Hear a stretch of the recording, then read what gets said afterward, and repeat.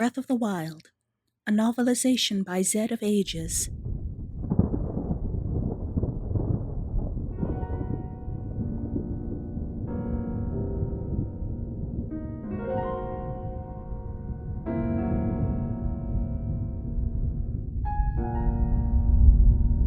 It was difficult to remember the time before her power awakened, before everything had gone disastrously wrong, before destruction and death fell upon the land, before she gave the land a temporary stay of execution, before the calamity.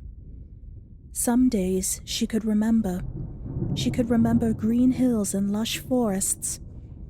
She could remember a black stone castle with spires reaching for the heavens, and small villages full of hard-working people. She could remember a beautiful, shimmering city resting upon pillars above the source of a great river. And she could remember homes built out of stone surrounded by streams of lava. She remembered a great desert and snow-capped mountains. She remembered dawns and dusks, scorching days and bitterly cold nights. She remembered anger, affection, fear, hope, desperation, hate, love. She remembered her life as it had been before the calamity. Other days, when she could even think in terms of days and nights at all, she remembered very little. Emotionless, thoughtless, bodiless, she fought against a force that was both far smaller and far greater than she. She did not live, but she did not die. She existed somewhere in between, her mind and soul ripped to shreds by the calamity. And yet she fought, even when all self was seemingly gone, even when hope was but a distant memory, and the darkness was all around. She fought. Every day, month, year, she grew weaker. Deep within her, in the place where she still remembered who she was and what she fought, she knew that she would eventually fail. She would fall, but until then, she would fight the calamity.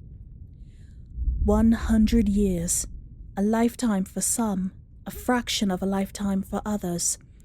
The awareness of time blossomed into her broken mind as the sun slowly rose over the slopes of smoking Death Mountain. The winter had passed, giving way to spring and new life. As the sun rose, she felt more aware of her shattered mind than most days. She pulled the pieces back together, shred by tattered shred. For the first time in what seemed like an eternity, she saw her land, the land as it was following the calamity. Broken, yet alive, much like her, she supposed. Deer grazed near the dilapidated skeletons of buildings. Creatures of darkness gathered around cook fires, dancing and singing in their guttural languages. Cuckoos crowed with the dawn in distant villages. In a broken coliseum, an angry Lionel roared a warning to those that would approach. She saw all of this at once and knew why. She saw it and knew her enemy saw these things as well, so closely tied they were.